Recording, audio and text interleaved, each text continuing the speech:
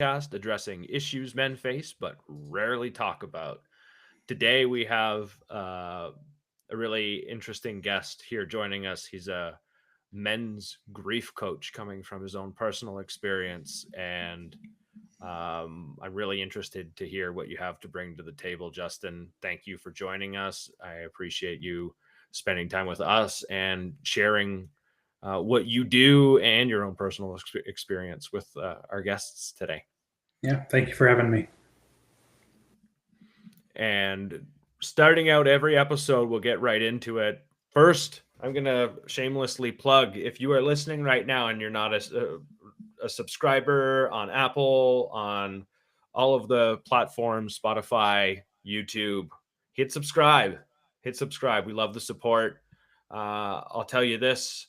We have been getting more and more messages from men that are reaching out, that are sharing their hearts. They are connecting with what our guests have to share, and they're getting help, and they're talking about the things that they haven't spoken about before. And we're getting blessed to hear from them, and also getting the opportunity to show up for them. So if you're listening right now and this is something that you're enjoying, hit that subscribe button, and it just gives the algorithm a chance to spread it out to maybe another man who could hear something that he needs to hear. So I'm going to start out with you, Justin, and I'm going to ask you, how are you really? I am emotionally thin and spread, probably further than I've been ever. I'm almost 2 years into having lost my wife to cancer. My sister was diagnosed with breast cancer a month ago. A close veteran friend of mine committed suicide after he couldn't deal with his war demons. I have clients that I see every day for grief stuff, and they're actively grieving and trying to get better from it. And I try not to take that stuff on myself, but invariably, if you're spending time with people and being real about how things are in their life, it's going to impact your life. I've got a decision to make about where I'm going to live and what work I'm going to do that's preeminent and really stressing me out. And so that's on the crappy side. And then on the loving, awesome side, I'm remarried. I got married in August, and Congratulations, man! Congratulations, really. Thank you. She is the right woman for me at this point in my life, and I couldn't be happier. I have a 29-year-old son that's going to have a child. I'll be a grandpa before I'm 48. I've got a 19-year-old in college, and he is thriving and doing a great job. And so I've got a lot of blessings at the same time that I've just got a lot of heavy stuff going on. And that mixture of, wow, today's awesome, and I'm loving every minute of it, gets triggered with, oh yeah, but you also have a lot of crap that's going on. And so it's better than it's been. I know how to push through the hard stuff by being open and honest about it. I also know that I need to show myself grace when the tough times come and I don't feel super happy and chipper, and give other people what they want. I've learned how to create boundaries to keep me sane and safe, because as a natural confidant that's allowed people to pull him where they need me to be, I've learned how to say, nope, I don't have the bandwidth for that. I'm not answering that phone call. I'm not responding to that text. I'm taking care of myself. And so a lot of that is getting outside, especially in the morning for exercise. And then in the evening, with a cigar around a bonfire or something, just to have some quiet time and to take care of me. But, I know I'm emotionally thin because I was at a men's retreat this last weekend with some buddies up in the mountains, and things that shouldn't make me teary-eyed or frog-throated were just hitting like constantly. And I was like, okay, something's just below the surface and you haven't dealt with it. And I and I know that crying is good for me, and I know that it's cathartic, and it releases cortisol and all that other great stuff. And so I try to do it as often as I can, but I also have that, no, you're a tough, strong man. Pull yourself up by your bootstraps and don't do that. And so screw society. Crying's good. Sharing my feelings is good. Being honest with people who love me is the right thing to do. But yeah, life gets heavy, and sometimes you wonder when the hits are going to stop coming. But long story short, I'm doing pretty good. So now I'll turn it around back to you. How's it going? Robbie, you can go first. Well, Thank you for sharing, Justin. Yeah, thank you. I'm grateful that you're here, Justin, because what you just spoke about is where I'm at too. I'm spread thin, but I'm frustrated, very frustrated. 2 weeks ago, I was on here saying stuff was good. 2 weeks later, stuff is not good mentally for me. Very, very frustrated, very, very angry, burning the candles at both ends. My emotional awareness is, through the roof, and every little thing that happens throughout the day has a consequence right now, and it's not the best. I'm trying to, use my tools and figure out how to use my voice. I'm not very good at that. I go silent. I like to hide away, and as you were saying, pull yourself up by your bootstraps and don't show that. When stuff is good, that's when, for me, the crying and that stuff happens. But when stuff is bad and I'm frustrated, I want to break shit. I don't know how to control my anger, and I'm still learning. But I've, and part of that grace too is hearing you. Like, I've come so far, and I haven't been giving myself any grace. It's just how can I get through this second, this minute, this hour? How can I not be so frustrated? There's stuff out of my control I can't control, but the stuff that I can control, I'm fucking up. That's how I feel. Yeah, I'm just not in a good place. It will pass. But just hearing you say the word you said makes me feel grateful that I can sit here with another man and talk about our shit, and it's okay. We're here. We're all good. We'll get through it. Leaning on other men is hard. It's new. You'd think by now that I would say it's not new, but I think every chapter there's something new I pick up out of having to talk to another man.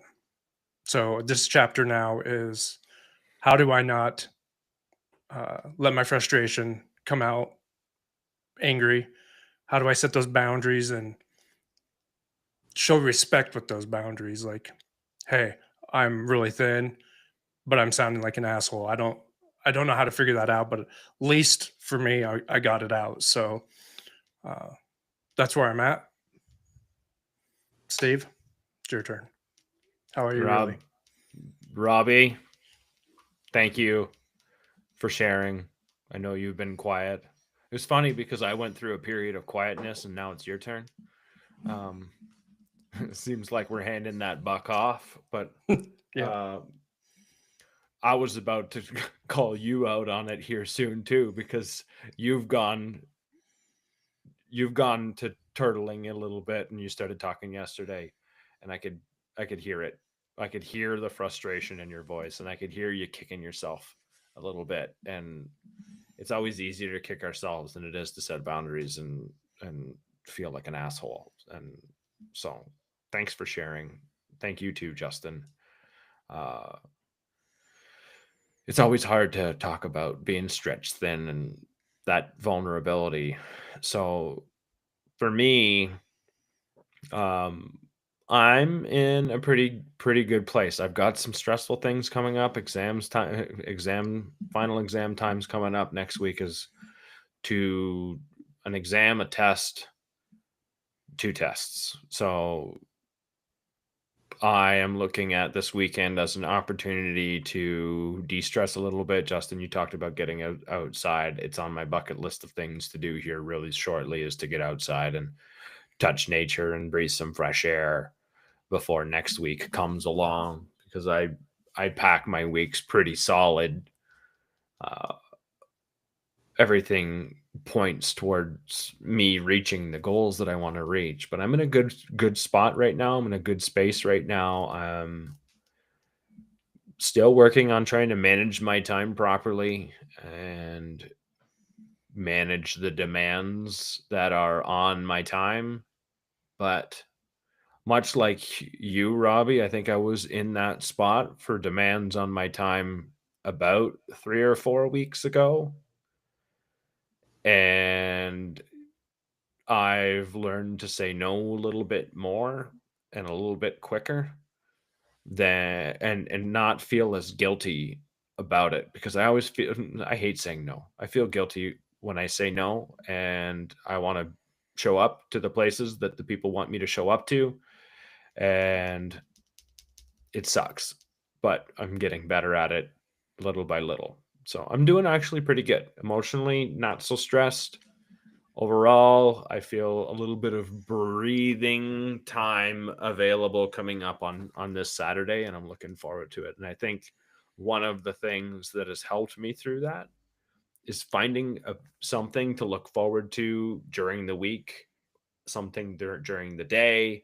Like, yeah, you know what? This is going to be great. I can look forward to that. And it gives me like something to reach towards, to be happy about, to be excited about, and that sort of thing. So, and honestly, I think part of it, before we get into Justin sharing his story, is we had the Northern Lights this week, and they were freaking incredible.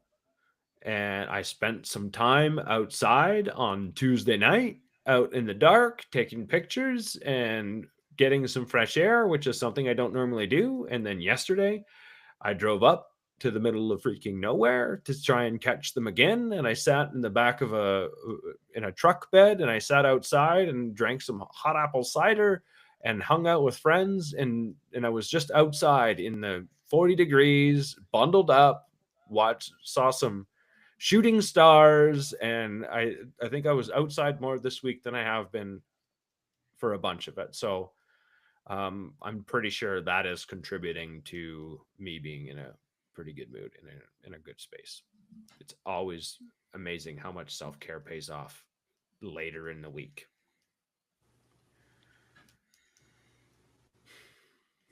So that's me. That's where I'm at. Justin, the floor is yours. Introduce yourself. Tell us about you, and then you can dive right in, my man. Okay. Justin, born in Kansas, went to school in Texas, joined the Coast Guard, and did 22 years. Retired in May of 2022, and I had decided by that time I was going to be a professional life coach. The stuff I did in the Coast Guard was great, but I didn't want to do it ever again. I'd done it long enough, and I learned that the time that I got to spend talking to people about their aspirations for the future actually was where I wanted to spend a lot of my time towards the end of my Coast Guard career. And meeting some people through, kind of like we met people through people, found a guy who said, "Hey, become a life coach. Go do this professional training that I did. It's awesome." And so I did, and it was. And I think I am wired to help people figure out stuff that they've got locked away deep inside, and they don't know how to unlock it.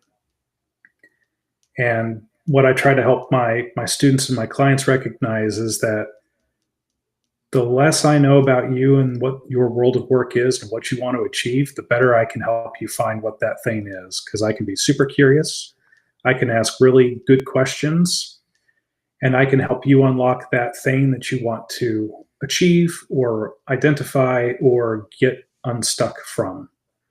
And so in the beginning, that was folks like me trying to transition out of the military and into the civilian world, which we do a horrible job of helping people do that well.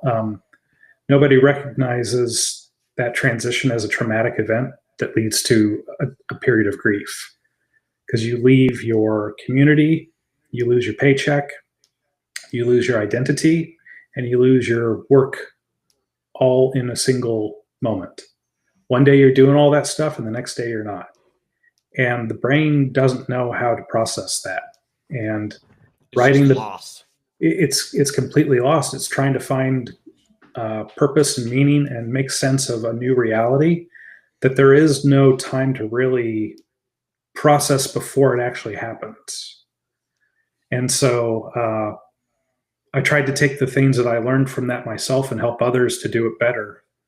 And that worked for a little bit. And then I transitioned into kind of a mental health space, trying to help people who are in the Coast Guard to have a vocabulary for traumatic events before they actually happened. Because you take an 18-year-old kid, you put them through boot camp, and then you send them out on a boat and say, go rescue somebody. Well, sometimes you find that person. Sometimes you don't. Oftentimes you find them, but they're dead. And now we're bringing up a dead body onto a boat and taking it back to the ambulance on the beach. And they say, great, good job, you did it. Go out and do it again. And there's no time to process like, hey, I'm an 18-year-old kid who had no training in anything other than how to properly operate the boat and do my part to get where we needed to be. No one prepared me for doing this kind of stuff.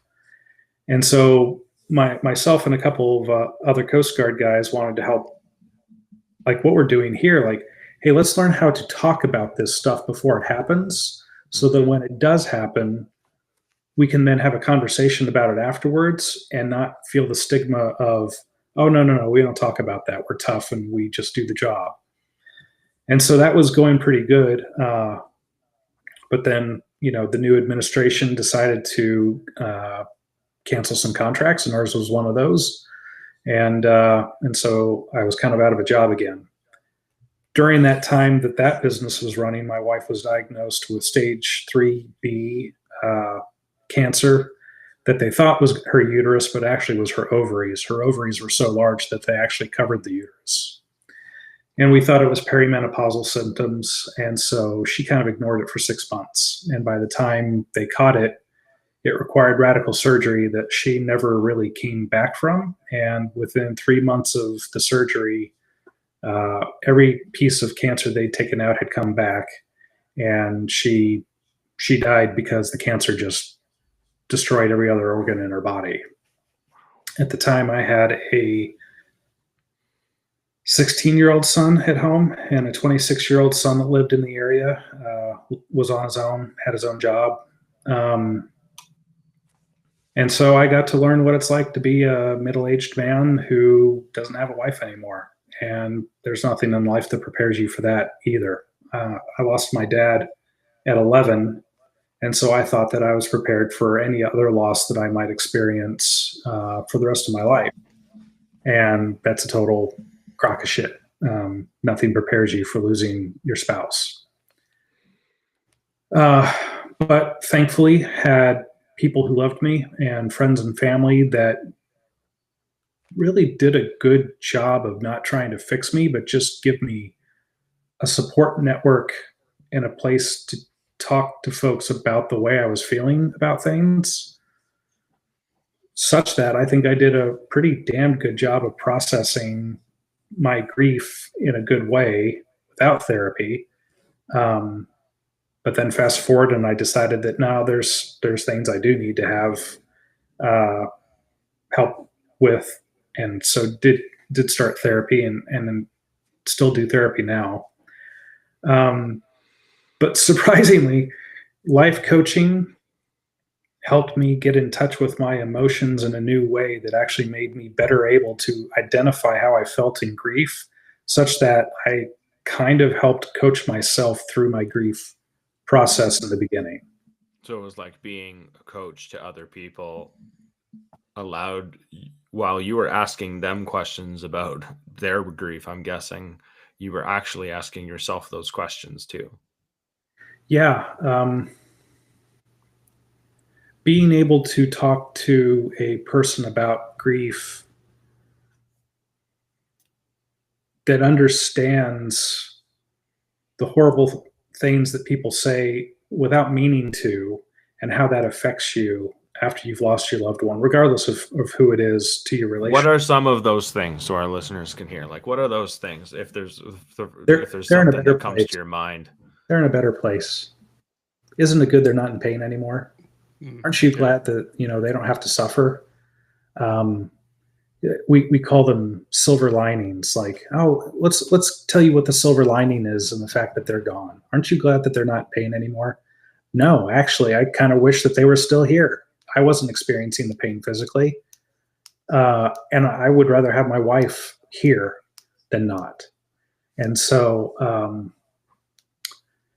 I had people that 2 months after my wife died were like, "Well, you're going to get married again, aren't you? Aren't you going to get married again? You're too young to not be married again." I'm like, she's been in the ground for 2 months, and you're already asking me about what I'm going to do for future relationships. And then on the flip side, when I thought that I was ready to start going out there again, and that I had done the proper amount of healing to be a good husband to another wife, had someone say, "Well, isn't it too soon?" You can't win for losing, right? You just can't win for losing. No, it's like, Yep. and I wasn't nice to this gentleman, but he was single, never married, in his early 30s. And I said, "Well, how many times have you been married and lost a spouse and started looking again?" Sounds like he deserved it, though, dude. He was, he was properly humbled, but I kind of felt like a dick afterwards. But it's until you've lived through this thing, don't even pretend that you can start to say something that's going to make it better for me. And not only that, I'm a unique person. I was married to a unique person, and that relationship was unique. It's a fingerprint. It didn't exist and never will again, ever again. Even if I'm talking to a spouse who lost a spouse to a cancer, I don't have any of the backstory or relationship information that made them who they were together. Yeah. So instead of trying to assume that I know what they feel about these things, I just have to be curious and ask them questions and help them tell me what it is that was good or bad about that relationship, and sometimes what was good or bad about that death. I mean, we have people who are glad that their loved one is dead because their loved one made their life a living hell. But that loss still affects the brain and the body because it's trying to make sense of, where's that person? They're not here. And so you can still go through grief for somebody who you're actually glad they're dead. Mm-hmm. And so, so now you, Robbie, wasn't it? Yeah. That was Robbie just lost his father not too long ago. Oh. And a lot of those things that you were just saying, like, he's in a better place, all those things, I said those things to myself. Our relationship wasn't good, but now it happened in September, beginning of September. So it's not, it's still really fresh. It's very interesting to me now, though. And I want to get your take on this, Justin, because this was like my first big death. And I thought I was ready, just, because he got diagnosed, quite a few years ago. And I thought I said everything and did everything and was ready. Of course, you never are. That was a lie. I was telling myself to feel comfortable. I now know that and recognize it. But now it's the things, and you hit kind of on it, is like the way I would interact with my dad is like I'd see a deer and I'd take a picture of it and send it to him. And it was a little while ago, there was a deer and I took a picture of it and I went to send it to him. And I was like, oh, he's not here. Well, I can't send that to, I'm just going to send it to his phone and, so, his wife will answer it or he'll go wherever, But you said something, it's like, I wish he was still here to have him receive that picture. Even though he was in all that pain and his life was just what it was. It's like, I wish he was still here to receive that picture. And the grief comes and goes. I think about him every single day. most of it's good now, but it's like I've created this new relationship with him that now he's gone uh, in my grief. And the hard part is it hurts because I didn't have the courage, excuse me, to talk to him about those things that I felt before, when he passed, when he was alive. And now I'm recreating the story in my head uh, of what if, I wish, all these other things. And it's like, God, I wish he was still alive.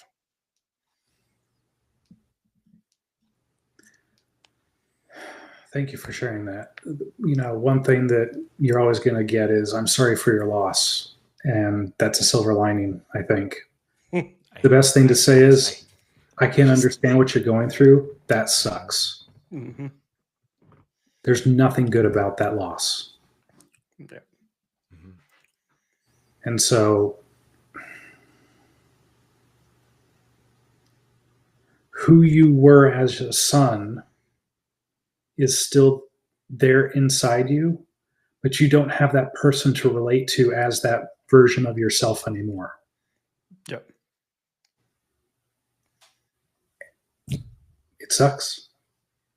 There's just no other way to say it.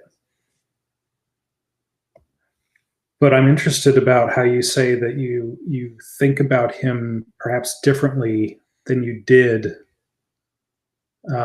maybe a month or two ago. And you said that mostly it's good now. Yeah. He he created that event in my life when I was 6 years old and pretty much abandoned me. Changed the trajectory of my life, and I held that against him. It just continued on. The way I feel, he just grew more distant. He didn't care. He went on to new relationships, cared about their kids. I just became the shadow of the very beginning. He was very young when he and my mom got pregnant. He was 17, 18 when I was born, so he was still a kid himself. But now it's like I just wish that I would have had that conversation and not so much told him what he did to me, because that would never fixed anything, but just to have that real relationship that I wanted, that I got taken away from me. And I don't really know how to fully express that. There's probably I would have to sit down and talk with him to get all those emotions and all those things out. Because when I'm saying it, it just sounds crazy to me, because I put up that wall and fought it till his death. And, it to his death, it was just like, it got to the point where he was incoherent, wasn't making any sense when I talked to him. So I just quit talking to him. I would go see him. He would sleep all day. He would make me upset because, he'd get up, say a few weird things to us, then he'd go away. So I was still hurt from that. I'm like, you're still doing this to me, even though he was in all this pain. He would probably consciously wasn't doing it. And I think now it's like, there's some kind of saying, you don't know where you've got until it's gone. Now it's gone. And I'm hurt. I'm sad. And it's like, I just want to rewrite that story, but I don't know how. So what makes me feel good is, celebrating those memories I do have that were good with him. But like saying that picture of that deer, I would always just send him pictures of wildlife, stuff that we used to share together. And now that I can't do that, maybe I should just do that to get some closure there. I guess I don't know where I'm going with this, but I guess I still feel really hurt and sad and missed out on opportunity to, I hate to say fix it, but maybe just to say my piece and show my love. Can I offer a suggestion on one way you could do that? Yeah. So, whether or not the relationship was good when we lose a loved one, and even if we know that it's coming, I think regardless, there are some things left unsaid. There are some things that maybe aren't resolved. And in those instances, the best thing that I think somebody can do is write a letter. as though we were going to send it to the person and they were going to read it. And in the actual writing of the words that are trapped inside you right now, there is a healing that goes on by being able to actually make it real, by putting it on paper. And writing with your hand is better than typing. There's something about the brain processing the information that you're saying and making it real and putting it on paper that actually feels like a relief. And I've done it. And sometimes things come down on the paper that you weren't expecting, because it can start out as like, oh, I loved you and you were the best and I miss you and all this. And then it can turn into, but you know what? There was this one thing about you that pissed me off that I never could tell you to your face. And it's almost like you're cleansing yourself of that stuff that's still stuck inside. And then you can keep the letter, you can burn it in a fire, you can do whatever you want to with it. But I would suggest that you may find some healing in that exercise. Yeah, thank you for that. I think I could write many letters now thinking about that. I think the first one will start to affect, and I can keep building on that. And I probably, keep writing letters to him, because I know those stuff's going to change. And finally, you said cleansing, and that's a perfect word. It's like I'm carrying something that I don't need to carry. Just gotta get it out. That's a good, powerful way to get it out. And so I'll take one more step then and ask you if you'd be interested in, once you've written a couple of letters to your dad, I want you to write a letter to you for giving you all that stuff that you're holding against yourself. Oh, yeah. That's going to be the hardest one to write. Yep. I'll do it. I need to do it. Reach out if you need anything, Robbie. Thank you. And I'll be honest, this work sucks. It is the hardest thing that you'll ever do in your life. But if you don't get this stuff out, it is a cancer that festers and will kill you. Like a lot of other emotional baggage, it's if we carry it around with us for the extent of our lives, I think all it's going to do is continue to make us more and more miserable. Like it doesn't really go away. We can lie to ourselves and say that it's gone. Compartmentalize it as best we can and give it new perspectives and give it new whatever. And I'm sure you can make it feel less dull, but I think when we dull that, we dull other things in our lives as well. Like, I think we miss out more if we learn to dull certain emotions. I think you can try to numb them. Mm-hmm. Right?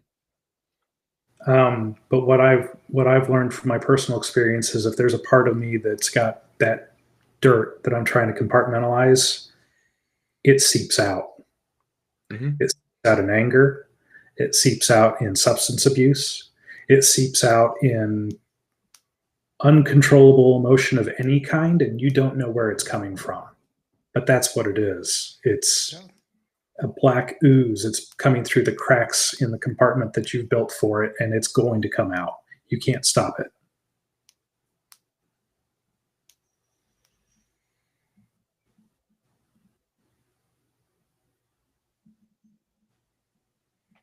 Okay, Justin. Keep on going. Thank you, Robbie, by the way. Yeah.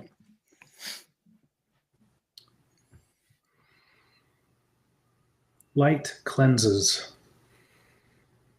The reason why our forefathers would hang their laundry out in the sunlight was not because it dried it. It dried it, but the sun also cleanses things, right? If you have something that's dark and and dank. That's where mushrooms grow, right? You expose them to light and they die because you clean things with light. Well, I think it's the same thing. Um, my wife will be an ever present presence in my life. I shared life with her for 20 years. Mm-hmm. We had children together. We raised a family together. We had life experiences together. There's a part of me that is her. If I don't deal with the things that come from her loss, if I don't productively and healthily confront my grief and expose it to the light that is healing, then I will be stuck in that grief for the rest of my life. And if I take those emotions and I try to numb them with alcohol, I'll be an alcoholic. If I take those emotions and I try to bury them away, I'm going to be explosively angry against people who I love and hurt them and push them away. I almost even believe that unresolved stress and emotional damage in the body leads to physical ailments. The only way that we expose these things to the light is saying them, writing them down, getting them out there in front of other people who want to help me to clean that stuff up and hold me accountable to be honest when I start saying things.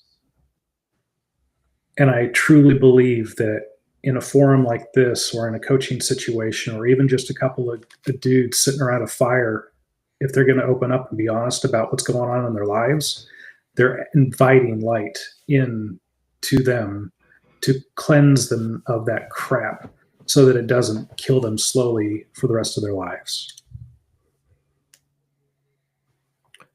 Question for you, because you said something that's like really important, is having a space to share that darkness, share the grief, share the pain, try and find a way to put words to it when we haven't tried to put words to it for a really, really long time. Like you said earlier, you were trying to help those 18-year-olds have language for the shit they were going to see later on, doing the things that they were doing.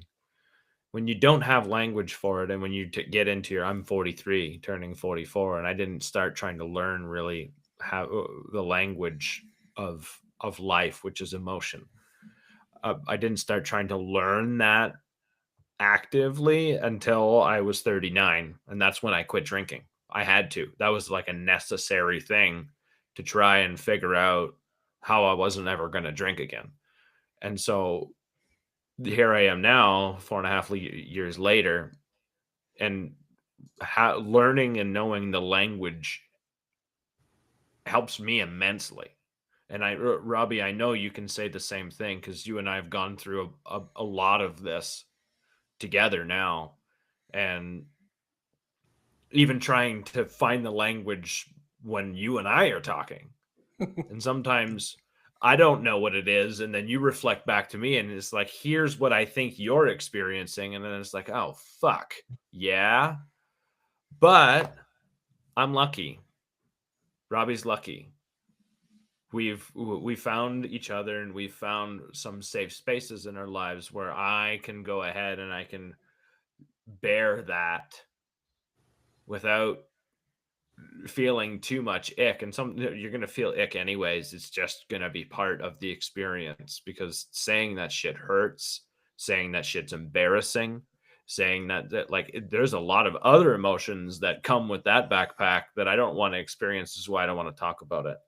But how do you find, that's a long way, really long-winded, and I'm long-winded anyways. It's a long way to say, where do you find those safe spaces? If there's guys out there that I know they want to speak, and there's guys out there that I know that like, I have no one to talk to. There's no one I trust with the shit that's going on through my head, and that I can deal with the embarrassment with, just to get it out.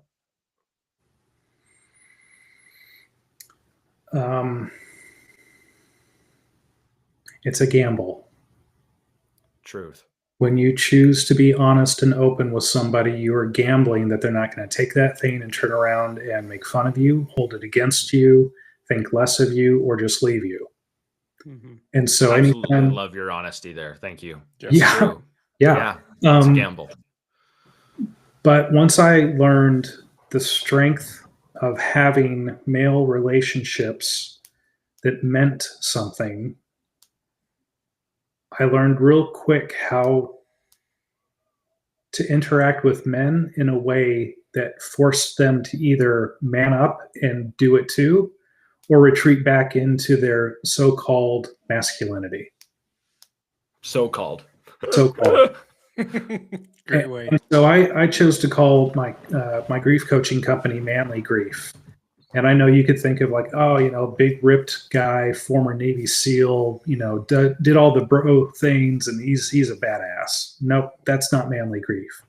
Manly grief is being brave enough to heal and start practicing those things that are the opposite of what toxic masculinity is. Being brave enough to heal is finding a guy and taking that chance and saying, you know what?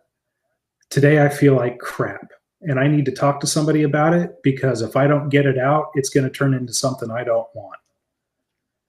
And that person may take it and say, yeah, man, tell me what you need. Or they may say, you're a pussy. I don't want to talk to you. Well, you don't know what kind of response you're going to get. Mm-hmm. Yep. Mm-hmm. But one thing I learned for sure after my wife died was I can be as jealous with my time as I want to, and nobody can say anything about it. And if you're not benefiting me in my life, you're not in it anymore. The friends that I had made over 22 years in the Coast Guard, the ones that counted, showed up, and they're still in my life. The ones who were just kind of casual acquaintances, they disappeared. And if they showed up when it was good for them, I ignored them. The only way that you're going to be able to find a safe space with men who are willing to help you with the real things of life is by creating it for yourself. It's not waiting out there for you.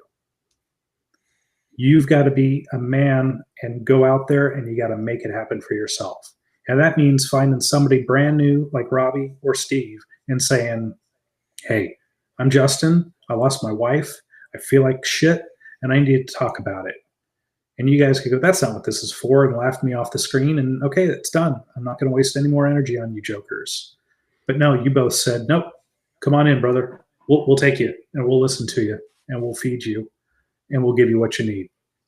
And that creates a bond. They say it takes 200 hours to know whether or not you're actually going to be a close friend with somebody. I would say, yeah, if I'm going to talk about the football score and current politics and the price, bullshit. The bullshit. How are you? Absolute worthless stuff, right? Yeah. If you're going to sit down and you're going to spend 15 minutes talking about life and how it's hard and what's important, and you're going to be honest about it, and you might even get choked up and show a tear, we've formed a bond that is different and doesn't require 200 hours. I believe that. And the reason why men have loneliness epidemic right now is because they're chicken shit, and they'd rather be on their phones getting their dopamine hit than going out there and trying to find connections that make a difference in their lives. You're hitting all those topics right on the head. All the stuff that Steve and I talk about, and the courage that I think for me, it's the courage to come out and just admit or talk about my problems. It took a lot of courage for me yesterday to, and it also took a lot of anger to motivate me too. Not gonna lie, there was some of both, mixed in there. I was sick of the same rerun. That's why I quit my substance abuse. Same rerun. You get sober, same rerun. You can play the same rerun in your head forever, and nothing is gonna fix it until you figure out your shit. Get the courage. Man, woman, doesn't matter. Talk it out, shed some tears. But the other thing too is there's so many people out there giving advice, telling us what we need to do. and we can get that dopamine hit from our phone, right? You can get that guy or woman telling us how to be a better person. And you're like, oh, this feels good. This is what I need to do. We know most people don't put that into any type of real thing. They just hit it, they switch to the next one. Oh, this feels good. Maybe I'll do that routine. For me is doing it. That's when everything changes. And you hit something on too, Justin. It's hard. The hardest things in our life is to sit with our stuff, get through to the other side. Sometimes that other side is a long road and we have to sit in a lot of stuff. But, in my experience, those dopamine hits that I get from that glimpse of being a better person, a better father, a better friend, uh, better family person, have far outweighed any dopamine hit I've got from alcohol, drugs, my phone, exercise, you name it. Those hits, like you guys, I'm sure when you feel that, you feel it and you're like, ooh. And I always say it's that light bulb moment when that light bulb goes off in my head and it's like, oh, everything changes. And it's the trauma is that one event that changed your life for this. I believe that there are some good things kind of in that same light, like when that light bulb goes off and you're just like, whoa, and you change that trajectory of whatever you're doing, and then you start noticing all those little things, all that hard work showing you that you're going the right way. I think that's really hard for men in the society we're in right now, is finding those little glimpse of hope and happiness and joy. Well, we can suppress all that. I think a lot of us think that scrolling is joy. I didn't find real joy until, recently with quitting my substance abuse and getting sober. That's when I started finding real joy. I thought my joy was getting high, and that's where joy came from. But I just think it takes a lot of courage. And what you said is, if I tell you something and it goes the wrong way, you're gone. I think that a lot of men just need to start doing that instead of holding on to these people to support their uncomfortableness.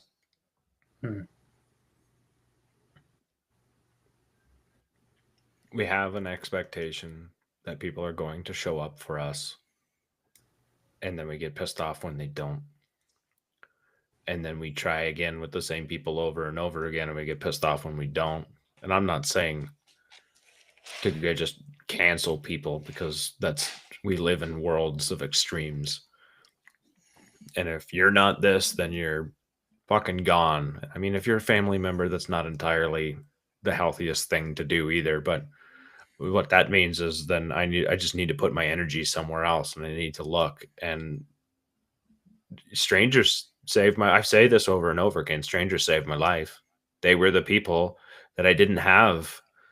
If Joe down the street walks down, and I'm not saying you talk to everybody down the street, but if Joe walks down the street and I need someone to talk to, and he doesn't want to, that's not nearly as offensive as it is a loved one or somebody that I thought was supposed to be there. Like that's a level of grief all on its own, because I had that expectation that that person was going to show up.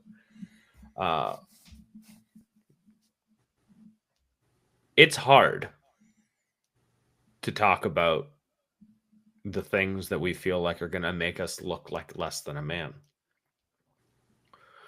The hardest part is when we don't talk about that, we become less of a man than what we want to be. So you end up with this double-edged sword of, and Justin, you said toxic masculinity, and I really think toxic masculinity is lack of it.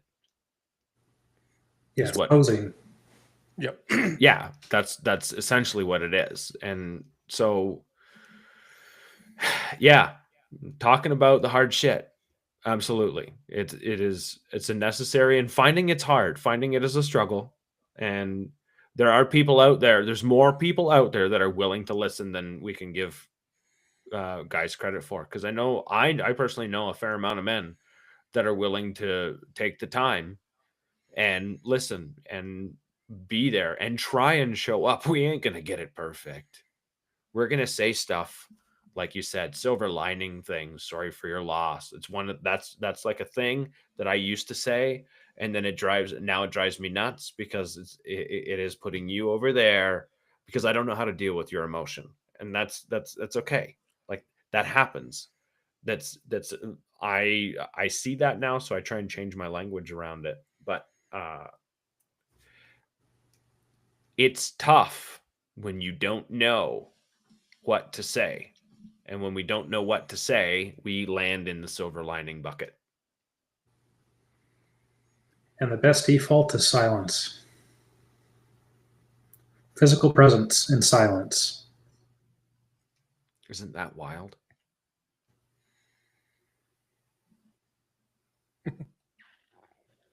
Just create the space for thought to happen so somebody can finally step into it instead of filling it with something. The reason why we say all this stupid stuff that we do when we're around somebody who's grieving is that we're uncomfortable with their emotions and we want them to get over it. Mm-hmm. And so that's why we say those things of like, oh, they're in a better place. They're not experiencing pain anymore. Isn't it better that you don't have to take care of them and be around them in that pain and blah, blah, blah. And it's basically saying, hurry up with your emotions because I'm uncomfortable around them and I don't want to be here with you. Yeah. Yeah.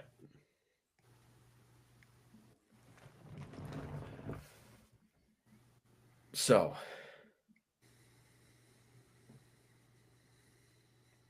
how has your healing helped you now in your current relationship with your new wife? Because I want our listeners, I want the men that are still listening to see the hope that's on the other side of you stepping into your grief and figuring that out, and how it's clearly, I mean, you're married now, so it's clearly working well for you. And it's working in your relationship. So I want to hear like how that's working. How's that? Yeah, I'll shut up. I could not be the husband that I need to be with my current wife if I had not gone through 20 years of marriage and the loss of my first wife. Because my wife came from a relationship that was not ideal. I'll just say that. And she's done a lot of work to heal from that. I think I needed to have a similar level of life experience and trauma that helped me to see that we were both not broken, but mending from very hard pasts, and that we both still had work to do together. And we both have a language for the work that we have done up to this point and that we choose to do for each other as we move forward, because we both recognize the mistakes that we made or that our spouses made and what we are and are not willing to put up with this second go around. My first wife was right for me at that time. This wife is right for me at this time. And with two grown men, boys, helping them to process their grief at the same time that I was dating a new woman who was not their mother, and helping them to see that I was not dishonoring her by moving on in life. She would want me to continue to live life to the fullest. Mm-hmm. And I couldn't do that as a 46-year-old widower who was going to be angry and alcoholically abusive and miserable for the next 45 years of my life, if I even made it to that. And so I would say that for the time that I dated and now have been married to my current wife, that has helped maybe in a way for me to even be, it may have even accelerated the rate at which I healed my grief Mm-hmm. because I wanted to be the best man that I could be for her, which meant that I had to deal with my shit. Mm-hmm. Absolutely. I hear you there.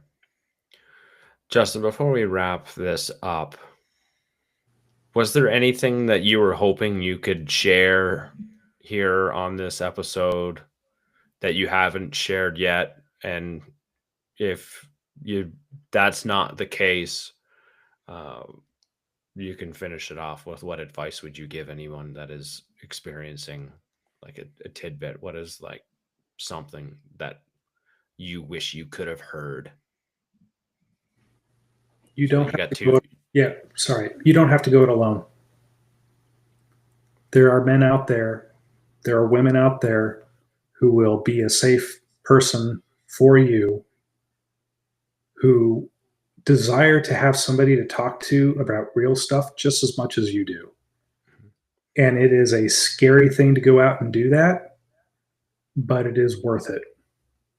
It is life giving to be able to go find that person and do that for each other.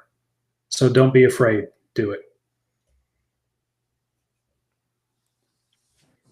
Awesome. Well, Justin, thank you for showing up today, showing up on this episode and sharing your heart, sharing your experience with us and sharing like this tough stuff, man. It's tough stuff. And Robbie, I want to thank you too, because I know you've recently experienced this and you clearly connected with some of the things that Justin said, and you've shared your heart with us on this episode too, like you always do and always show up. And I know you've been feeling it this week.